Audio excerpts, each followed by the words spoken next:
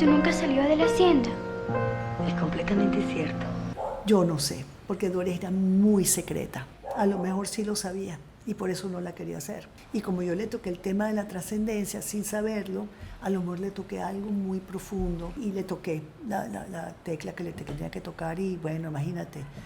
O sea, sin Doris no sé qué hubiera sido esa película.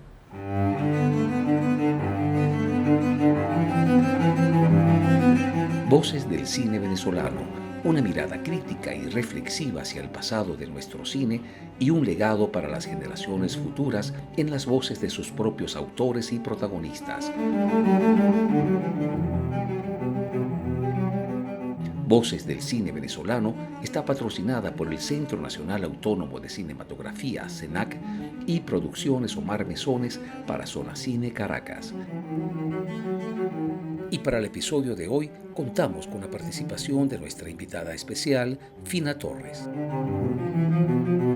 Y como siempre, quien les habla, su anfitrión, Omar Mesones.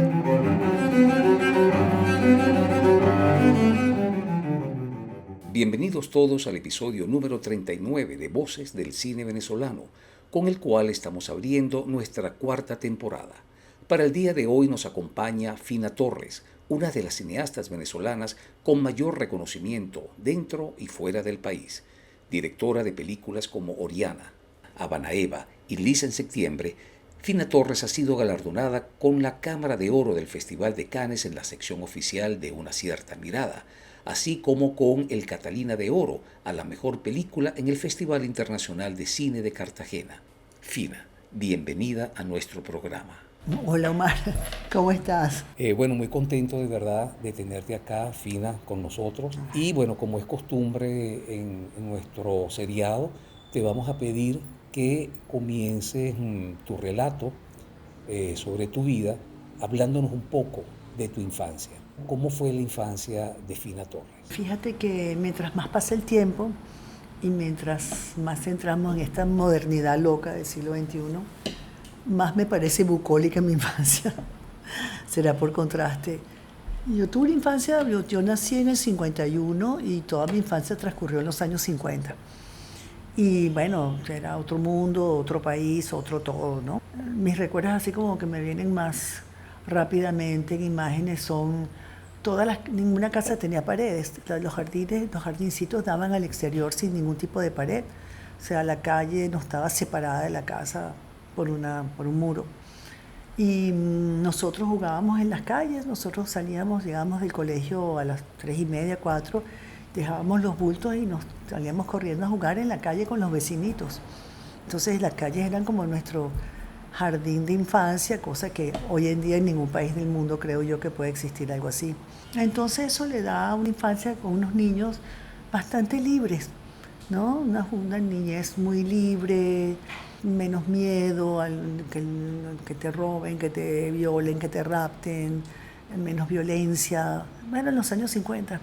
Y bueno, o sea, yo tenía mi familia paterna, tenía un tío que tenía una hacienda pequeña, en los valles del Tuy, en Ocumare, que en esa época eso era Monteculebra, o sea, eso uno se tardaba 2 horas en llegar a Ocumare, y ahí eran puras haciendas y finquitas y cosas, y ahí tenían unos caballitos y unas vacas, y eso me encantaba, todo lo que fuera campo, caballitos, montar a caballo, me encantaba. Y nada, eso es así como los recuerdos más bonitos que tengo de mi infancia, o sea, no la cambiaría por nada, la verdad. O sea, me considero los niños de ahora que, wow, o sea, a lo mejor son felicísimos porque tienen teléfonos, tienen computadoras, ven juegos, no sé, tienen una conexión más individual con algo que a lo mejor es fantástico para la infancia, pero yo prefiero una mía. Fina, y en esos años de tu infancia, ¿tenías ya alguna afinidad con la imagen, con el cine? Bueno, sí, yo tuve la suerte de tener un papá y una mamá muy complementarios en eso, porque mi papá era oftalmólogo y a mi papá pues le encantaba toda la, digamos, la física del ojo, ¿no? De cómo, y siempre nos echaba el cuento de cómo funcionaba el ojo, ¿no? Cómo entran los rayos, cómo la imagen que tenemos en la retina es al revés, pero el cerebro la voltea, y cómo entran los rayos, y lo cristalino, y el diafragma, que es la pupila, y todo eso. A mi papá le encantaba, él tenía una cámara Bolex 16 milímetros y le encantaba filmarnos, ¿no? Y aparte de eso también tenía un proyector 16 milímetros y los días de fiesta sí que nos encantaba a nosotros los niños. Era cuando mi papá sacaba una sábana, colgaba una sábana y proyectaba películas en 16 milímetros que sí de mudas, ¿no? Charles Chaplin, Buster Keaton, o nosotros, ¿no? O jugando, o lo que fuera. Entonces, y siempre me explicaba cómo funcionaba el proyector y cómo funcionaba la luz. Porque claro, él era oftalmólogo, imagínate, ¿no? La relación. Eso por una parte de mi papá. Y mi mamá es una persona cultísima que le encantaba leer, le encanaba las artes, le encantaba la pintura, la escultura, la literatura. Entonces desde chiquita siempre me llevó a las exposiciones, a los museos, a ver pintura, y me explicaba, me echaba el cuento. Entonces yo creo que la suma de esos dos mundos me dieron esa influencia, esa tendencia para hacer cine, que es como una sumatoria de muchas artes, ¿no? En cierta manera. Sí. Es un arte per se, claro, obvio, pero sí necesita de las demás. De muchas artes, sí, y muchas ciencias también. Y mucha ciencia. Claro, a mí me interesó mucho más el arte que la ciencia, lo confieso. O sea, digamos, solo la parte física me parecía súper interesante para entender bien cómo funciona una cámara, cómo funciona la luz, cómo funcionan los colores. Eso me parece fascinante, pero digamos que no, yo siempre me fui por humanidades. Aunque al principio mentira, yo cuando era chiquita quería hacer química. Química, o sea, tenía una cosa. Y en tu adolescencia, que ya estás más cerca de la universidad, de qué es lo que uno va a hacer en la vida, ¿qué quería hacer? ¿Ya quería...? El cine todavía no aparecía en el horizonte. No, sí apareció súper chiquita, porque como te dije, mi mamá, que era súper culta, le encantaba el cine. Y me llevaba muchísimo a ver películas. Mi papá nos las enseñaba en casa, que era una fiesta. Y mi mamá nos llevaba al cine, ¿no? Y en esa época, en los 50, parece mentira cómo ha cambiado el mundo. O sea, las películas populares, las películas que llaman de masa, de consumo masivo, eran películas de grandes directores. Bergman, o sea, yo no podía, o sea, hoy en día digo, wow, o sea, Bergman, Antonioni, o sea, Fellini, o sea, y tú decías, wow, o sea, y las discutían. Hacían taquilla. Es como que hacían taquilla, es que esas son las películas que se veían. Sí. Y entonces tú veías las discusiones, eran comiquísimas. Las discusiones de la señora grande, que era chiquita, era... Ay, esa película de Bergman, El silencio, qué inmoralidad. Entonces todas así como con una moralina comiquísima, pero la comentaban. No es que la comentaran intelectualmente, como así, a la cosa filosófica. No, el comentario era bastante frívolo, pero divertido, pero las iban a ver esas películas. Entonces yo creo que mi mamá siempre me llevaba a ver, por ejemplo, películas que me marcaron chiquita, como El balón rojo, que es una película francesa, que es lindísima, en blanco y negro, súper conmovedora, o El mundo del silencio, de Cousteau, que era bajo el agua. Claro, también me enviaba a ver películas americanas de Walt Disney, tipo, ¿cómo que se llama? La que es de música. Fantasía, Poliana, y ese tipo de películas. Pero había muchas películas francesas, europeas para niños que eran bellísimas. Y entonces, nada, y las pasaban en el cine Altamira, en el cine Lido, en el cine Broadway. No es que había que ir a la Cinemateca para ir a verla. Entonces yo de chiquita siempre me gustó muchísimo el cine, me encantaba ver películas, y para mí la gran revelación fue como cuando yo tenía como 11 años o 12 años, no me acuerdo, estaba yo preadolescente, y estrenaron Un hombre y una mujer de Claude Lelouch, y mi mamá me llevó a verla. Y me acuerdo que era censura B, pero yo tenía como 12 años, entonces me tuve que poner un sostén de mi hermana y rellenarlo con algodón. Esa era cosa comiquísima de la época, ¿no? Pero bueno, yo con mi mamá y pasé, que ridícula esa película censura B, de verdad. Y a mí bueno, la película es bellísima, pero aparte yo vi algo que me llamó mucho la atención. Tú sabes, cuando uno está chiquito, uno piensa que el cine viene hecho, como cuando uno piensa que la comida viene de la nevera. Uno no sabe la cadena que hay para llevar un alimento desde su origen hasta el producto que está en la nevera. Bueno, igual pasaba con cine, no tenía idea cómo se hacía cine ni nada, sino bueno, habían películas y uno iba a verlas. Y en esa película, en Un hombre y una mujer, hay una filmación, porque ella es script, Anoukem es script, es el personaje femenino, y entonces sale la filmación y yo así como que, wow, o sea, las películas se hacen. O sea, se hacen, y no solamente se hacen, sino que las mujeres participan. Que claro, yo estoy hablando de los años 60, no estamos hablando del 2023, donde el Me Too y el feminismo ya agarró una fuerza imbatible e irreversible. Pero en los 60 no, los 60 estábamos en pañales del feminismo. Y nada, entonces desde ahí me quedó el gusanito. Y entonces a medida que fui como pasando la adolescencia, que siempre me preguntaban, ¿qué quieres hacer tú? Y yo quiero hacer cine. Y siempre se burlaban de mí. Ay, sí, ¿por qué no mejor astronauta? O, no, porque el cine, pues aquí en Venezuela todavía en esa época no había escuelas, o sea, había muy poquito cine, o sea, estaba Bolívar Films, hacían noticieros, cosas así, pero, y alguna que otra película, Margot en Acerraf, pero porque Margot tenía una formación europea, porque Margot estudió en el IDEC, porque Margot tenía los recursos maravillosos y hizo, o sea, es una película extraordinaria para una mujer en su época. Realmente Margot es una figura increíble, o sea, una líder, una mujer increíble. Hay que echarle bola a lo que hizo Margot. No, porque la gente dice, bueno, sí, Margot fue su primera película que fue Araya, estuvo en competencia oficial en Cannes con unos peliculones de Alain René, de Truffaut, o sea, Hiroshima, o sea, sí, los grandes del cine. Los grandísimos del cine, y Margot con su primera ópera prima estaba allí, wow, o sea, eso no tiene precio, o sea, no tiene precio, o sea, quisiera yo que algún director joven con su ópera prima esté en la competencia oficial de Cannes.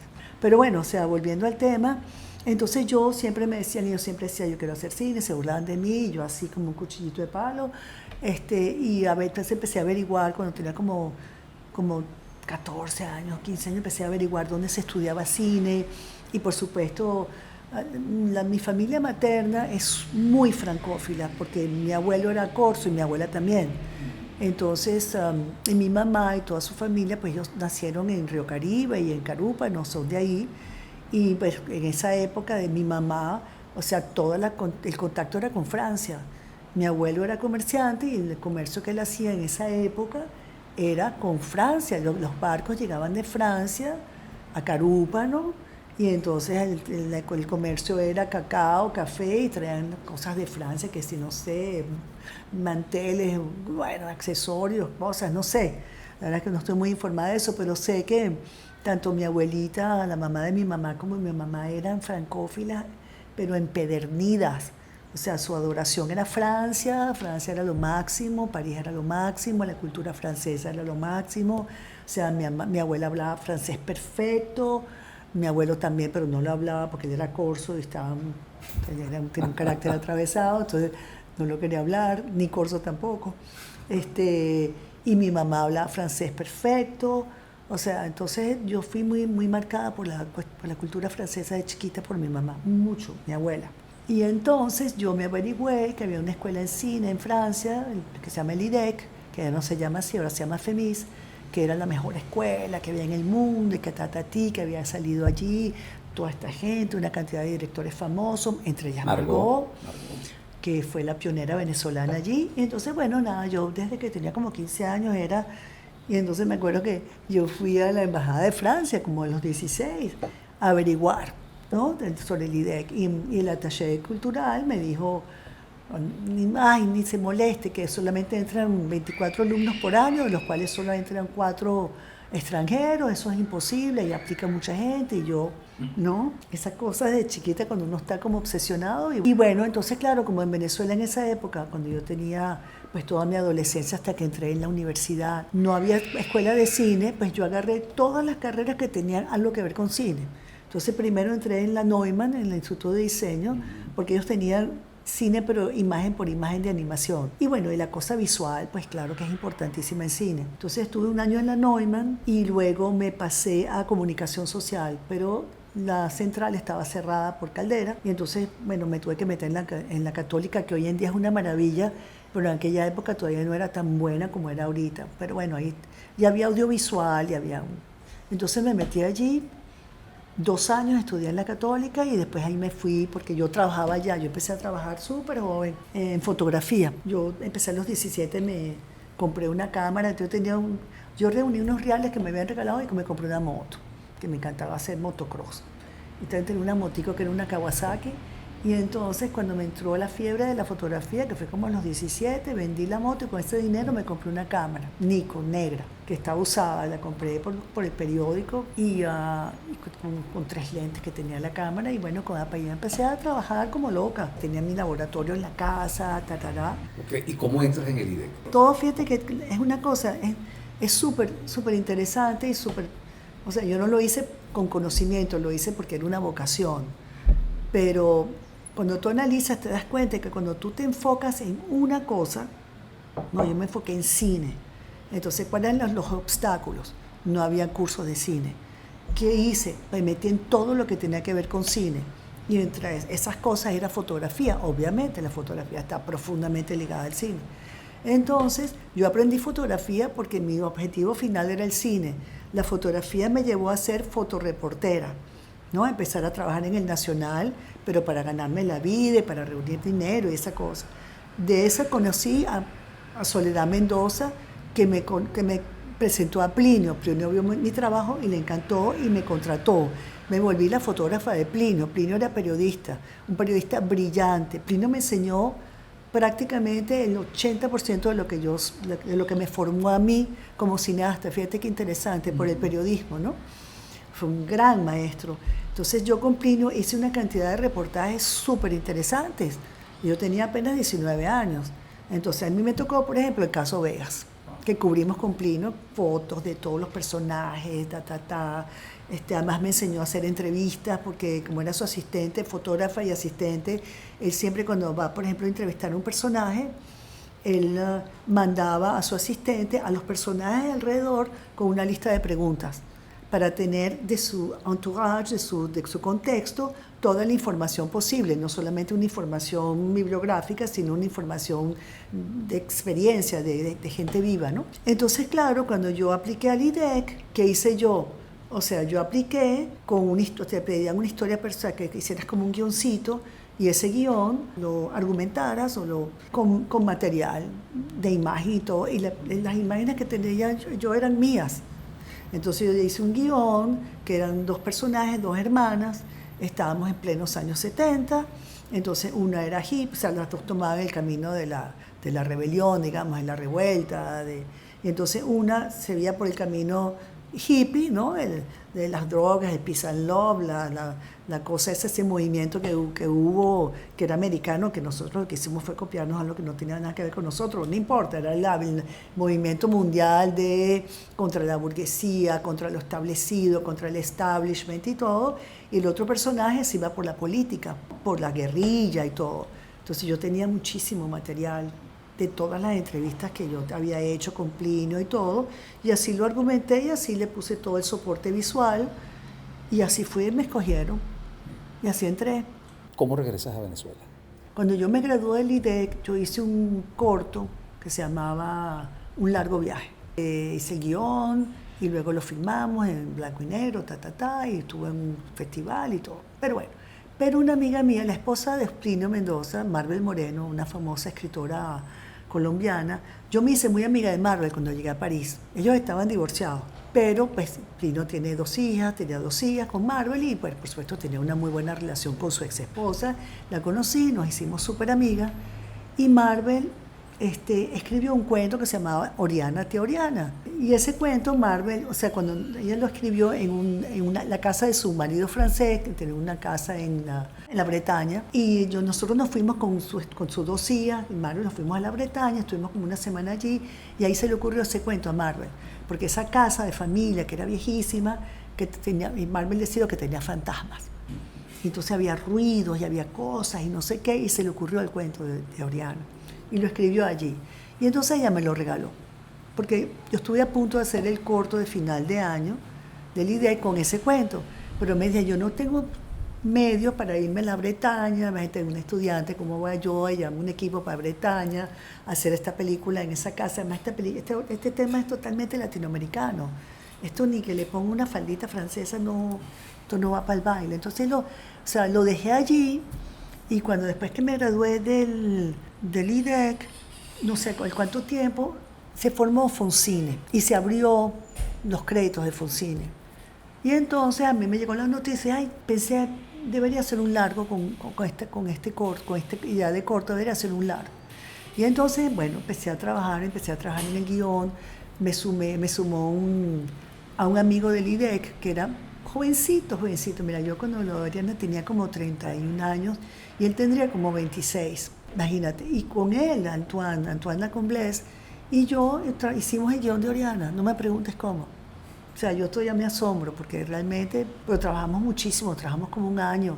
Y yo entonces hice investigación, no sé qué, y me metí, vine a Venezuela, investigué sobre todo, investigué sobre la época de Gómez, porque claro, son como 4 diferentes épocas, todo como era, que había en las haciendas. Yo tengo mi familia Torres de Hacienda, yo tengo unas tías abuelas que vivían en el Panteón. O sea, había todo un universo que yo quería meterle a Oriana, y que bueno, desarrollamos esa historia a partir de un cuento de 3 páginas, o sea, complementamos, porque el cuento de Oriana es un solo tiempo, pasa en un solo tiempo. Ella se acuerda de cosas, pero no pasa en 3 tiempos ni en 4 tiempos, y nosotros lo dividimos y le inventamos las historias y todo lo demás. Y así fue como pasó Oriana. Yo la metí en Foncine, en esa época se llamaba así, y para mi sorpresa, pues salió escogida entre los guiones. Y entonces, bueno, había que probar qué experiencia tenía yo, porque era una ópera prima. Entonces yo había hecho un documental sobre una cantante francesa, tenía todo este trabajo fotográfico, tenía la cosa del IDEC, y bueno, me ayudó muchísimo Thelma de Murguelles y Mauricio Wallerstein, que en paz descanse tan bello, porque ellos ni me conocían ni nada, pero, o sea, porque claro, como siempre pasa en los concursos y eso, de que bueno, hay envidia, hay cosas, entonces querían anularme porque yo no estaba aquí, o porque la película de Véronique Sanson, el documental, cuando la fueron a poner en la moviola para verla, que no tenía sonido, que es que el sonido, como en esa época eran doble bandas, ¿te acuerdas? La imagen era y el sonido venía en un magnético. Los franceses ponían el magnético en el centro, la banda estaba en el centro del magnético, y en Estados Unidos la ponían en un borde. O sea que el magnético tenía 3 bandas, ¿no? Entonces no podían oírlo, porque por supuesto el lector no estaba a la altura de la banda. Y entonces Mauricio y que se dieron cuenta, le metieron un lápiz, y cuando pasaba la cita, pues subía y sí se oía. Vamos a hablar un poco del casting de Oriana, Fina. Por ejemplo, Doris Wells. Doris Wells pareciera que hubiera estado hecha para este personaje, para Oriana. Y yo creo que, como ocurre con muchas películas, uno no se imagina a una Oriana distinta a Doris Wells. ¿Cómo fue ese proceso de selección? ¿Cómo escoges no solamente a Doris Wells, sino al resto del elenco para esta película? No, fíjate que Doris Wells no fue así como la primera persona que yo pensé para Oriana, porque recuérdate que yo tenía ya para Oriana, ya estábamos en el 1984, creo que empezamos la producción. O sea, ya yo tenía desde el 73 en Francia, 9 años más, 11 años en Francia. Cuando yo soy tan obsesiva que cuando yo me fui a Francia, regresé a Venezuela y dije, no, yo me quedo en Francia. O sea, si voy a estar en Francia, yo voy a ser francesa. Yo no voy a ser una latinoamericana, venezolana, que entonces estoy llorando por la arepa y entonces ando con puro venezolano. No, yo decía, si yo estoy aquí, si estás en Roma es como los romanos. Entonces yo me metía full, además yo tenía todo ese background de mi familia, que es súper francófila, yo enamoradísima de París, de Francia, enamoradísima, perdida, yo adoraba esa ciudad y todo lo demás. Y entonces yo estaba muy europeizada, ¿no? De cierta manera, y mis referencias eran muy europeas, o sea, mis referencias así eran que si Alain Resnais con el último año de Marianne Bad, y era Bergman con todas sus películas atemporales y toda esa cosa. Entonces, y yo primero como que, o sea, como que no me había caído la locha de que era importantísimo que la película tuviera una raíz de autenticidad, porque finalmente, por más que yo estuviera en Francia y me metamorfoseara y lo que tú quieras, yo seguía siendo profundamente venezolana.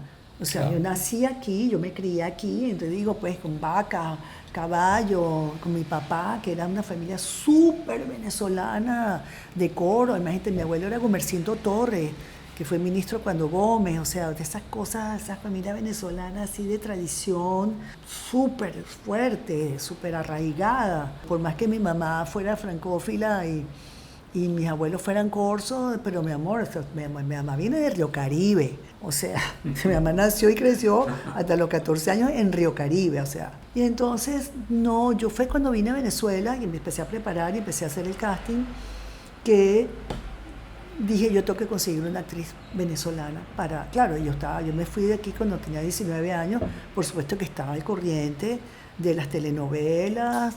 O sea, Doris Burch yo la conocía por las telenovelas, aunque nunca vi telenovelas, porque yo me consideraba como intelectualosa, ridícula, pero bueno, esa era la época, ¿no? Que si Rayuela, que si éramos todos, que si la República del Este, que yo no fui porque nunca estuve en la central, pero bueno. Y entonces empecé a buscar y a buscar y a buscar y a buscar y a buscar y a buscar, y hasta que vi a Doris Wells.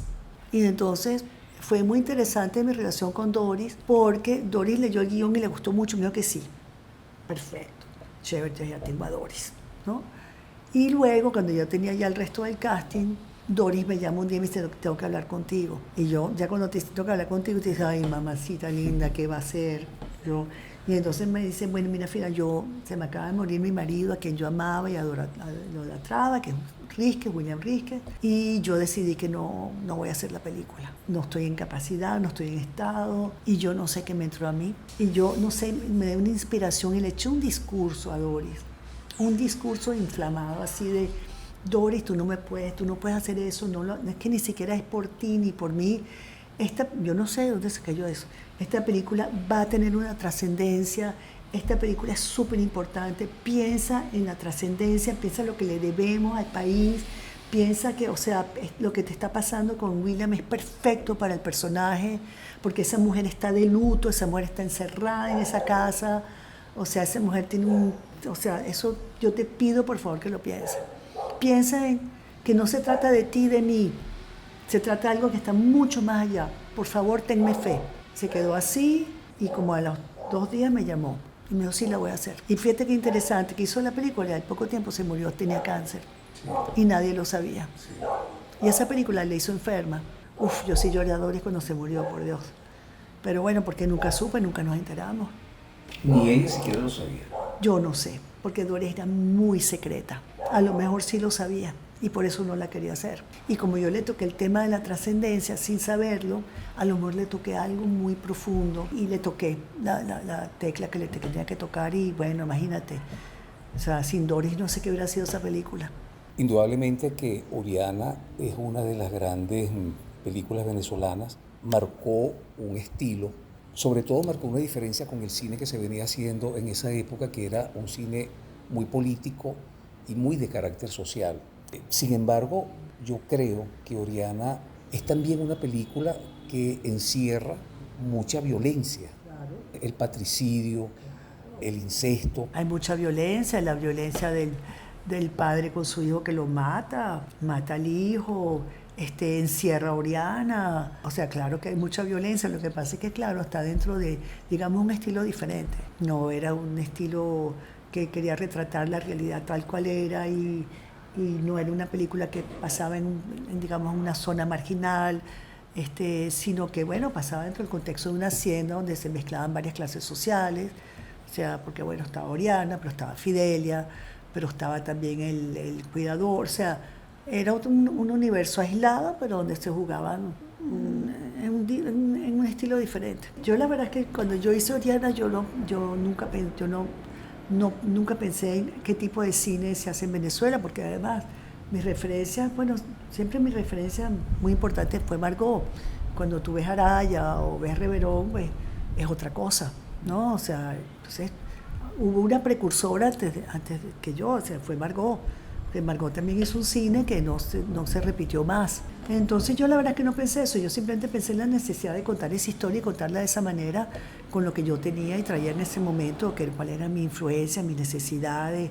O sea, a mí me movió mucho la necesidad de retratar, de recuperar un país, la imagen de un país que yo sabía que se estaba perdiendo, esa Venezuela rural, esa Venezuela de la hacienda, esa cosa cerrada, esa cosa que ya no existe, ya pasó. Eso parece que hubiera sido una película del siglo XIX. Oriana recibe la Cámara de Oro en el Festival de Cine de Cannes.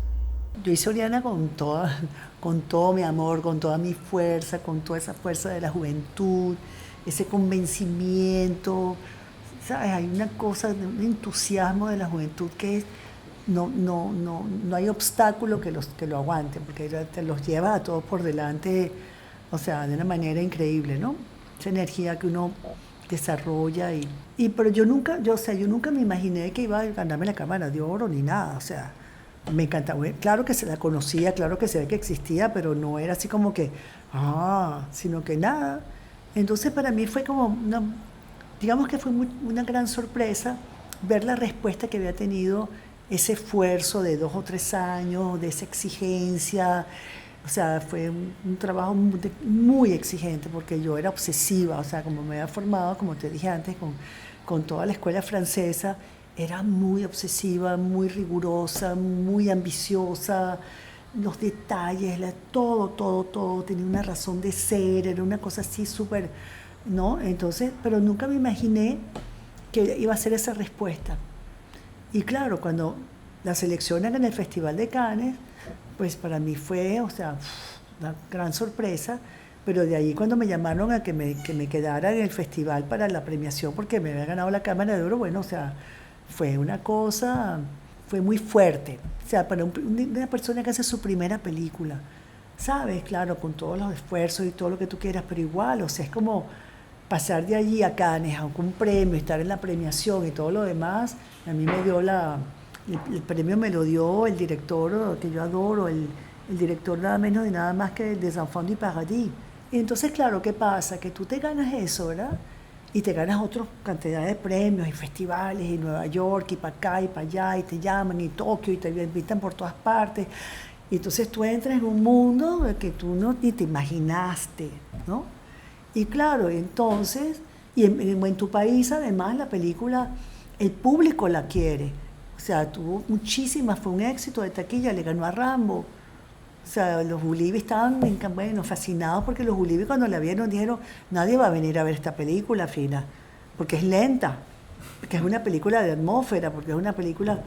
Y bueno, y nada, y la película, claro, se gana Cannes y se gana todo eso y se vuelve un evento como si me hubiera ganado, no sé. Entonces la película sí tuvo muchísimo éxito, además de taquilla. Y claro, entonces empieza la gente, ¿no? O sea, te vuelves famosa, entre comillas, y todo el mundo, ay, Fina Torres, y todo el mundo es amigo de Fina Torres, y Fina Torres. Entonces tú no puedes con eso. Eso es una cosa que hace mucho daño, porque te paraliza, porque la gente empieza a decirte, tú tienes que hacer algo mejor que Oriana, la próxima tiene que ser mejor. Y tú dices, no soy capaz, ¿sabes? Yo no puedo hacer algo mejor. O sea, yo no puedo. Esta vara me la pusieron muy alta y yo no puedo. Y así estuve paralizada. O sea, yo trabajé en cine, pero hice publicidad, hice institucionales. O sea, yo no fue que dejé el cine, pero no volví. O sea, yo hice otro proyecto, mira qué interesante. Después de Oriana empecé a trabajar con Antoine otra vez. Hicimos un guión que se llamaba Tierra de Sombra, que pasaba en Barlovento. Pero era muy parecido a Oriana. Era diferente porque era una relación interracial. Tenía mucho la atmósfera, la misma cosa de Oriana. Y me acuerdo que se lo di a leer a un escritor venezolano y me dijo, esto es Oriana 2. Y decirme eso y me paralicé. Claro. Yo no me puedo repetir, yo estoy haciendo lo mismo, ya yo me quedé pegada aquí. Y así estuve durante 8 años. conseguí la manera de romper con eso, fue decir, yo tengo que hacer una película diametralmente opuesta a Oriana. Yo tengo que hacer una comedia, algo totalmente, pero que me guste, que yo sienta que ponga a funcionar toda mi creatividad y mi inventiva y todo, pero, y así fue como surgió Mecánica Celeste. Es una película muy autobiográfica, de una venezolana que se escapa, que quiere hacer una carrera, que nadie le cree, que entonces se va a casar y se da cuenta en el matrimonio que él no puede sacrificar su vida y su carrera y se huye a Francia, a París, y entonces toda su vida en París. Entonces es una película muy autobiográfica, claro, con cosas imaginadas, con cosas traspuestas, con muchísimas cosas, pero digamos que básicamente es también autobiográfica. De cierta manera, el autobiográfico no quiere decir que tú haces exactamente lo que te pasa en la vida. Tú transpones, tú inventas, tú complementas, usas historias de otra gente. Y bueno, y fue una película que me parece que fue muy, muy precursora para su época porque era una película gay, era una película profundamente gay. Los personajes eran gay. Lo que pasa es que, digamos que el tema gay se trataba con una total naturalidad. No era que, ay, tú eres gay y yo te acepto porque no me importa. No, eran gay, nadie le importaba. O sea, nadie se decía, todo el mundo le parecía súper normal. Y estoy hablando del 94. Así como en Oriana, era muy importante para mí expresar lo venezolano, mi infancia, esos recuerdos, esa memoria. Esa cosa que me marcó tan profundamente en Mecánica era mi amor por París, pero era el amor por ese París con el que yo soñaba cuando estaba adolescente y chiquita, que era el que me contaban, que era un París de los años 50, después de la Segunda Guerra Mundial, que es el París de las películas de este director que yo adoro, que lo adoro, el señor Mome, no me acuerdo, que es las películas de todas las escenografías de Troner, que era una maravilla, o sea, de Les Enfants du Paradis, o sea, ese París mítico, bellísimo, viejo, ¿no? Familiar, no pueblerino porque es una gran ciudad, pero en el sentido de que cada barrio, ¿sabes? Era como era un París bellísimo que yo siempre lo tuve en mi imaginario muy fuertemente. Y era un París que yo quería también como guardar. Yo le tengo mucho cariño a esa película, yo adoro Mecánica Celeste, siendo Oriana una película tan venezolana, aunque la gente dijo que era francesa y fue toda una historia en esa época, en el 85, cuando salió, que entonces hubo una cantidad de gente que era francesa, que yo era francesa, que no sé qué, y toda esa. Es una película profundamente venezolana. Mecánica Celeste es una película de una migrante venezolana en Francia. Es otra cosa completamente diferente, el tono es diferente, el ritmo es diferente, la estética es diferente. Porque yo hice mucho casting, pero no conseguí la actriz que yo quería. O sea, fue realmente, Ariadna fue la actriz que me dio todo lo que yo necesitaba. La sensibilidad, el físico, la actuación, el humor. En el año 2000, 5 años después de Mecánica Celeste, aparece Woman on Top. Pues te voy a contar un cuento interesante, que es como yo llego a Woman on Top, ¿no? Porque fíjate, cuando yo estaba jovencita, como te conté, con toda esa influencia de esta familia materna tan francófila, y para mí, en toda mi adolescencia y todo, mi meca era Francia, culturalmente, o sea, además de que toda la influencia de mi adolescencia, de todas las lecturas, o sea, Plinio Mendoza, todo, París era el París de Hemingway, el París de Gertrude Stein, o sea, de todo ese movimiento literario, de Cortázar, de Rayuela. O sea, yo decía, voy a estudiar cine en Estados Unidos, decía, ni muerta, yo no voy con los gringos, eso es muy chafo. No, yo voy a donde está la cultura, donde está, o sea, la esencia, donde se mueve el mundo intelectual y cultural. Yo no me voy para los Estados Unidos ni muerta. Entonces, me pasa que, claro, yo después, cuando yo hice Mecánica Celeste, ya fue en el 94, salió en el 95, 96, por ahí. Y curiosamente, esa película, Oriana, que no pegó en Estados Unidos porque pasó en el Festival de Cine de Nueva York, que el famoso crítico del New York Times pasó un momento malísimo, estaba la tensión eléctrica baja, y la película pasó, en vez de pasar a 24 imágenes por segundo, pasó como a 21, y ya era lenta, y se vio horrenda, y fue una cosa terrible, y entonces le hizo una mala crítica, y la película murió de amor en Estados Unidos. Oriana. todo este vericueto te lo hago porque, fíjate, yo hago Mecánica Celeste y curiosamente, Mecánica Celeste, llega un gringo, la ve y me dice, esta película es un batacazo en los Estados Unidos. ¿Por qué tiene? Porque claro, yo metí el cuento de Cenerentola, la de la Cenicienta, ¿no? Que entonces con la ópera de la Cenicienta hice una amalgama que pegaba perfecto la estructura de la historia de ella con la historia de la Cenicienta, porque hay una Cenicienta moderna, posmoderna. Bueno, la película no la aceptan en Cannes, que eso fue un golpazo terrible, porque de verdad hubo mucha crítica que le dieron cómo es posible a los de Cannes, que no es posible que no hayan escogido Mecánica Celeste, que es una película súper volada para la época, o sea, era loquísima a nivel visual, a nivel todo, gay, toda broma. No la escogieron y entonces eso fue un frenazo muy grande para su distribución. Pero Gonzalo Ulivi la vio en París y él la vio en el cine y se quedó muy impresionado porque cuando terminaba la película la gente aplaudía. Y entonces él llamó a su mejor amigo francés, que era un gran distribuidor francés, que se llamaba Alain Vanier, y le dijo, oye, aquí tienes una película, porque él era vendedor internacional. Oye, esta película acaba de salir y no es porque sea venezolana, porque nosotros somos negociantes, nosotros no tenemos nada que ver con nada, pero tienes que ponerle un ojo porque la gente aplaudió al final. Y en París. Y entonces Alain Vanier la vio y se fascinó. Y la agarró y fue quien levantó la película. Y entonces estuvo en festivales y se vendió en todas partes. Y llegó a Estados Unidos y la llevó, o sea, estuvo en el Festival de Toronto, donde fue una película que tuvo un premio del público. Después Sundance la agarró. Fue así como fue subiendo. Cuando llegó a Sundance, Harvey la vio y la quiso comprar.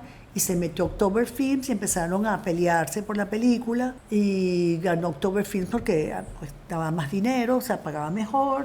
Y total que de ahí la gente de Disney la vio y compraron los derechos para hacer un remake en inglés. O sea, fue así como todo un evento. Y entonces empezaron a lloverme propuestas de Estados Unidos, sí, de Los Ángeles. Bueno, y nada, entras en el mundo de Hollywood. Así un solo guamazo, que yo tampoco estaba preparada para nada, porque yo tenía toda mi vida trabajando en Francia. Entonces yo no estaba preparada para nada para la verdadera industria de masas, no el cine de autor francés. Pero bueno, yo la verdad es que estaba ya cansada, necesitaba un cambio. Tenía ya como 28 años en París. Y como o sea, propuestas, yo acepté. Entonces me trajo 20th Century Fox.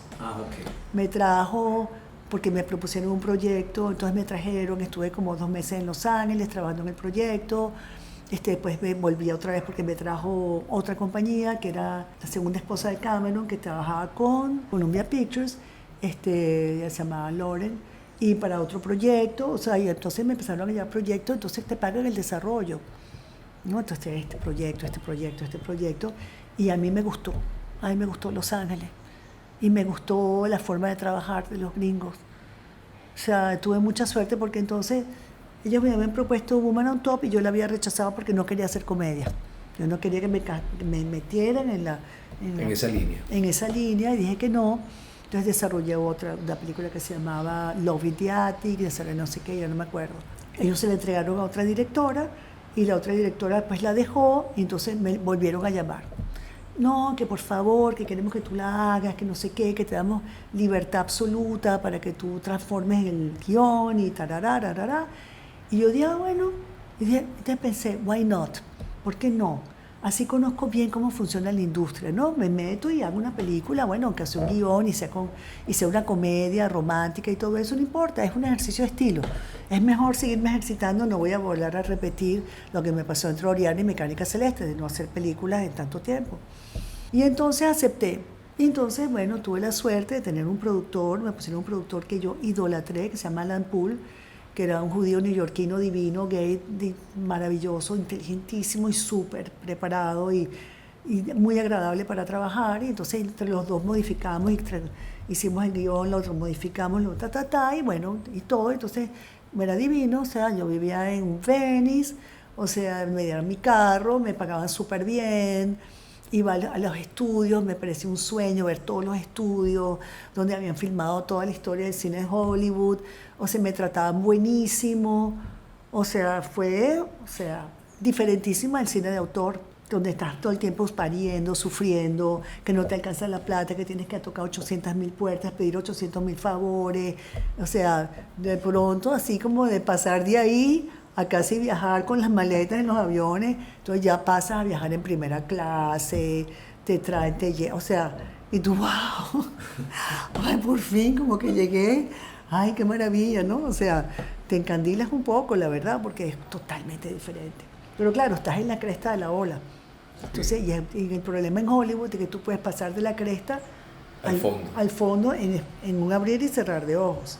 En una película. En una película, si no sabes cómo es yo no supe manejar bien eso, y a lo mejor es lo mejor que me pasó, porque a lo mejor me hubiera convertido en una choricera de películas gringas, y creo que me hubiera pasado lo que me pasó en fotografía en un momento dado, que de tanto chorizo, de tanta cosa, te hartas, te cansas y ya no quieres más nunca hacer eso, ¿no? Entonces, claro, la película, además como yo trabajaba así, de todo así súper preparado, pues por supuesto tenía un look increíble. Entonces, claro, cuando sabes que eso pasa como los romanos, ¿no? Tú terminas la película y entonces viene la presentación al jefe máximo de 20th Century Fox, que se llamaba Bill Mechanic, que era él. Además, era el número 2 de Hollywood, o sea, y entonces, bueno, entonces todos los ejecutivos, todo el mundo va a esa proyección, y entonces está el emperador así, ¿no? Pasa la película y todo el mundo espera si el emperador va a ser así o así. Nadie sabe.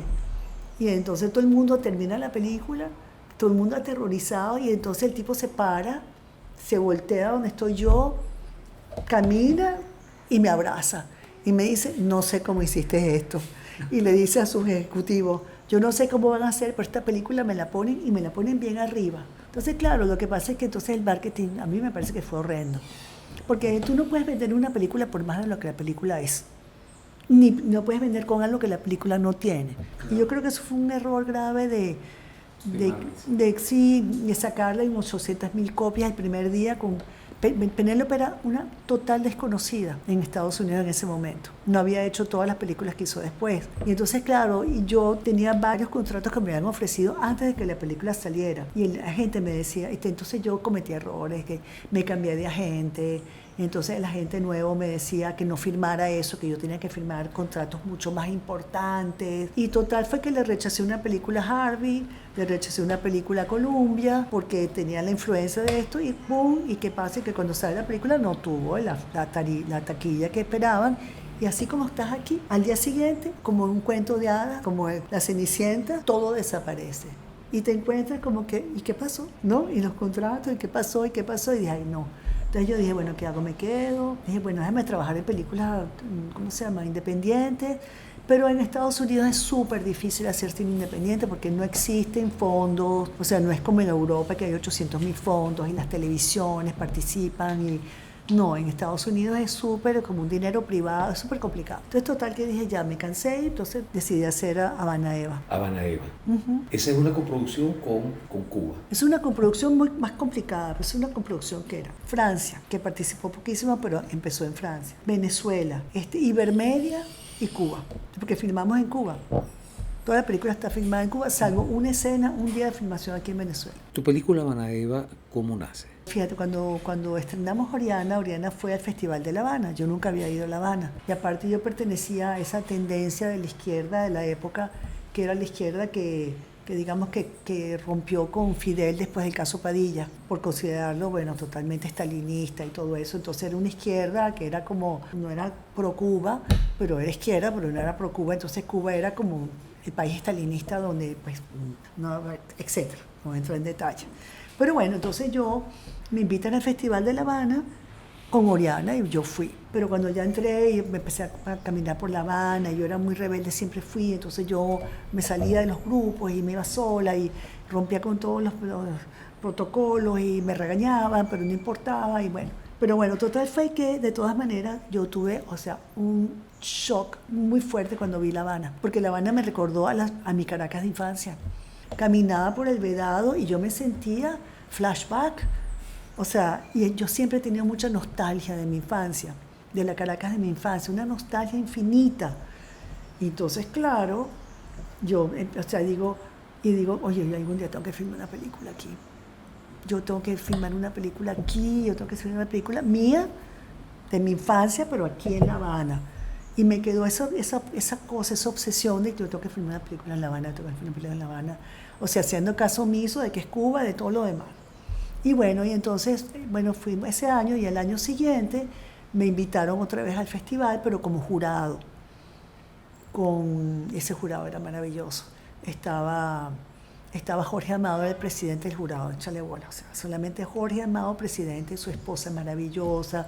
Era increíble. Y realmente fue interesantísimo. Era, digamos, el momento más súper del Festival de La Habana porque o sea, tenían fondos para hacerlo, iban los grandes, la gente, iba Robert Redford, iba el otro, o sea, era famoso, estaba en el auge total del Festival de La Habana. Entonces era súper interesante. Estuve con Gabo, estuve en la fundación de la escuela, o sea, yo me quedé como 3 o 4 meses en Cuba, viviendo allá, o sea, participando de todos esos eventos. Y bueno, y nada, o sea, y realmente, o sea, es que La Habana es una ciudad extraordinaria, es una ciudad que, bueno, a pesar de todo, es una ciudad que es poesía pura, es una cosa de una belleza, a pesar de todo lo de la brava que está, de lo decadente, es demasiado bella, es una ciudad mágica. Y entonces me quedó ese chichón.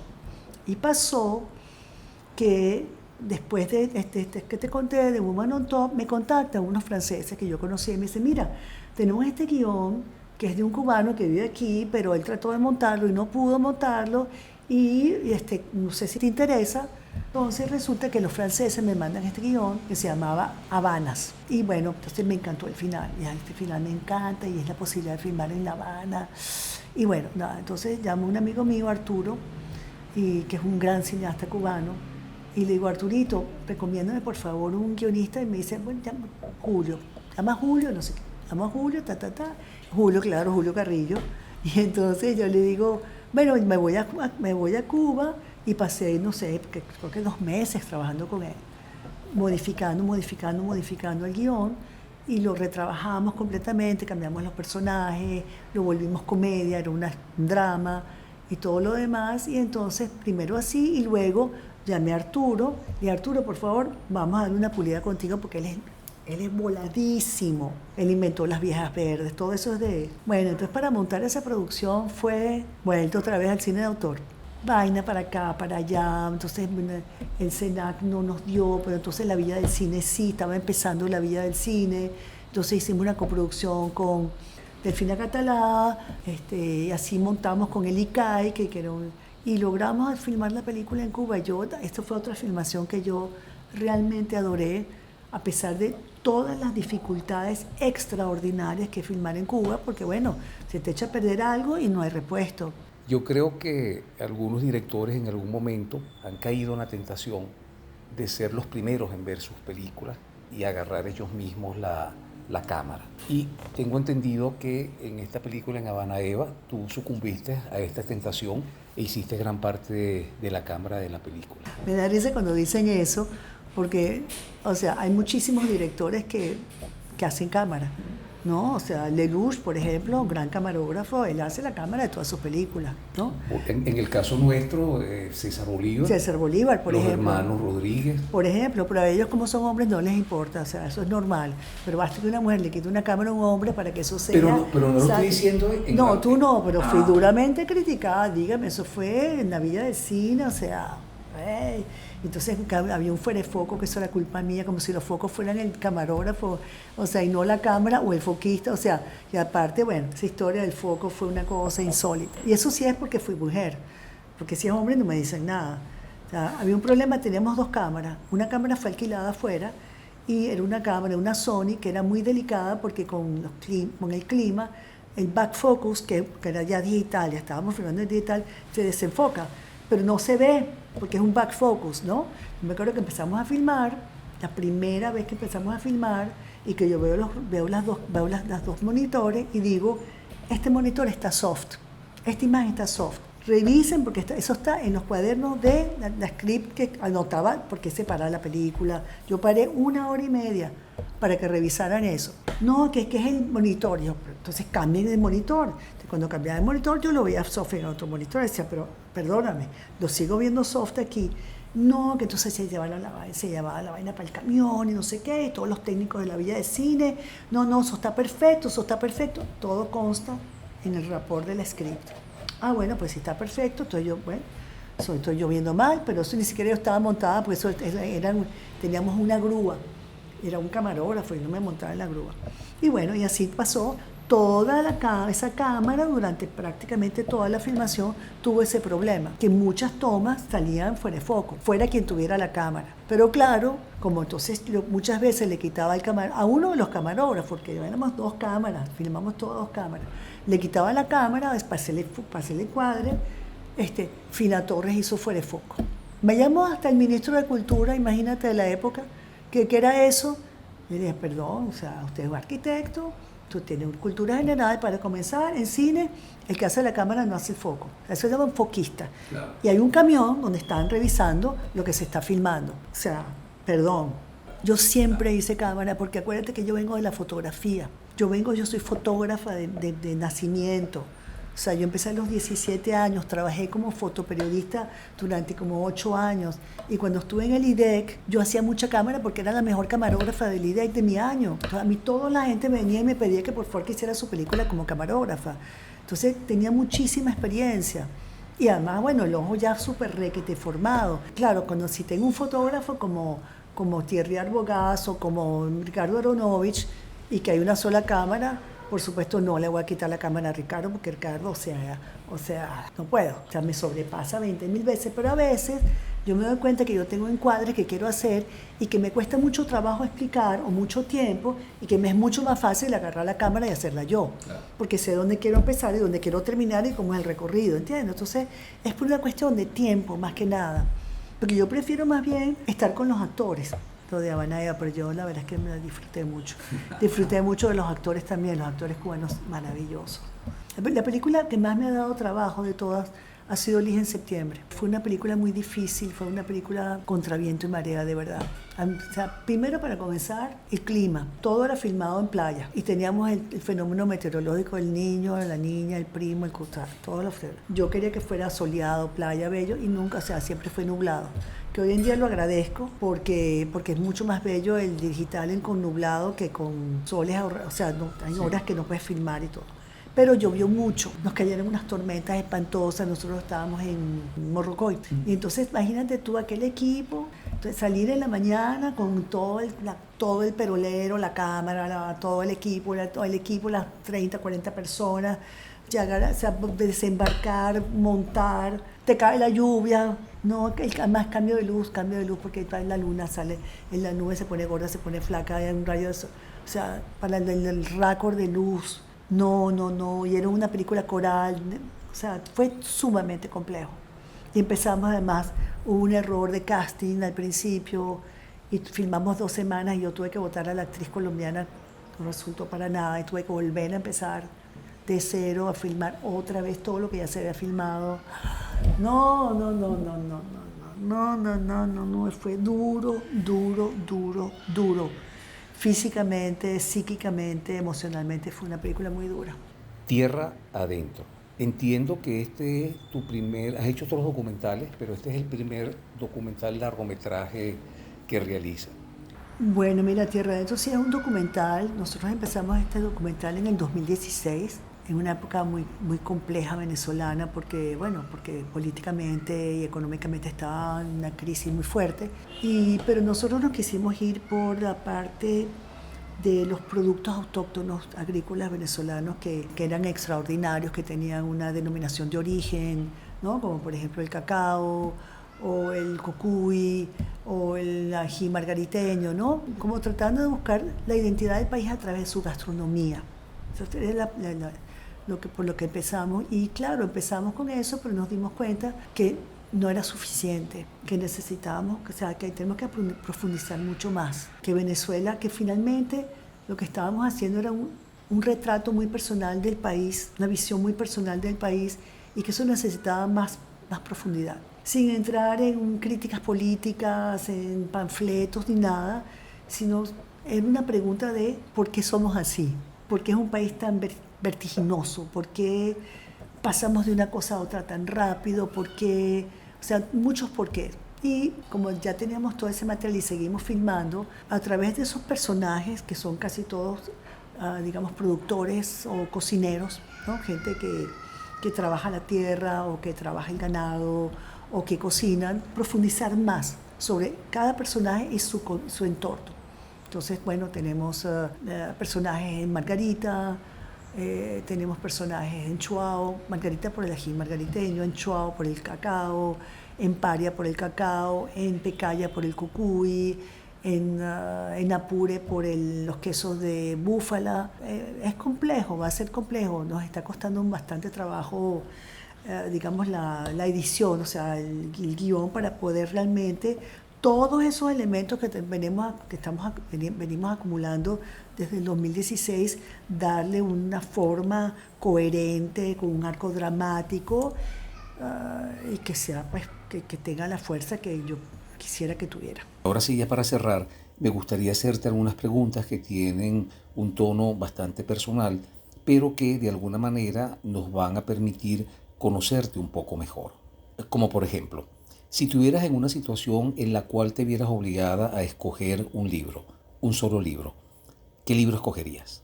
Bueno, es así como que me preguntas cuál es mi libro favorito. Bueno, en los libros, o sea, imagínate, siempre esas preguntas son dificilísimas porque en realidad tú tienes un libro preferido en una época, otro en otra, el último que leíste que te fascinó, o sea, entonces es muy difícil decir, ay, mi libro preferido es... Pero bueno, digamos que uno de mis libros más adorados es El Maestro y Margarita, de Mikhail Bulgakov, un ruso. Una película. Gritos y susurros de Bergman. La película me marcó muchísimo en su época, la que te comenté de Alain René, que se llama El año pasado en Marienbad. Me encanta una película de Paul Anderson que se llama Magnolia, La naranja mecánica, ¿cómo se llama? Por favor, de Kubrick. Adoro a Kubrick, me parece un cineasta increíble.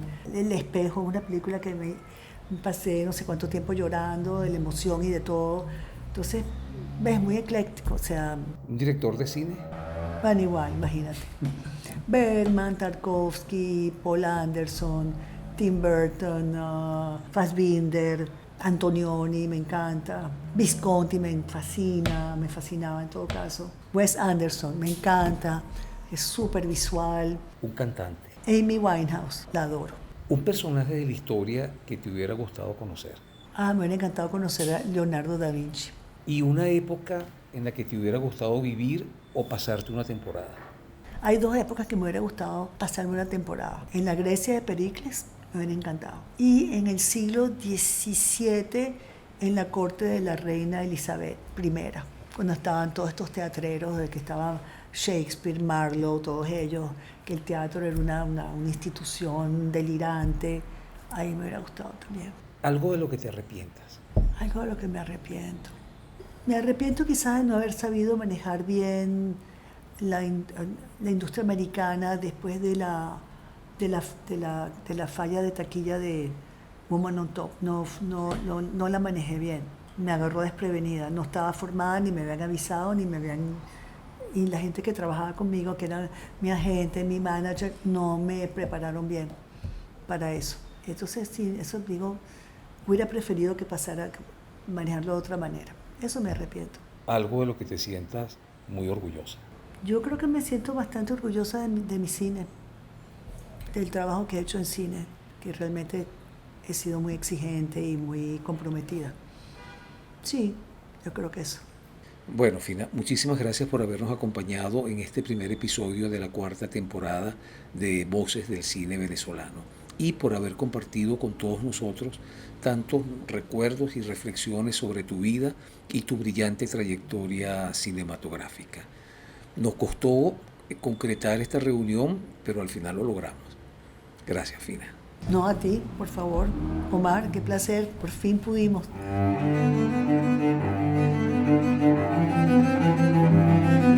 Voces del Cine Venezolano, una mirada crítica y reflexiva hacia el pasado de nuestro cine y un legado para las generaciones futuras en las voces de sus propios autores y protagonistas.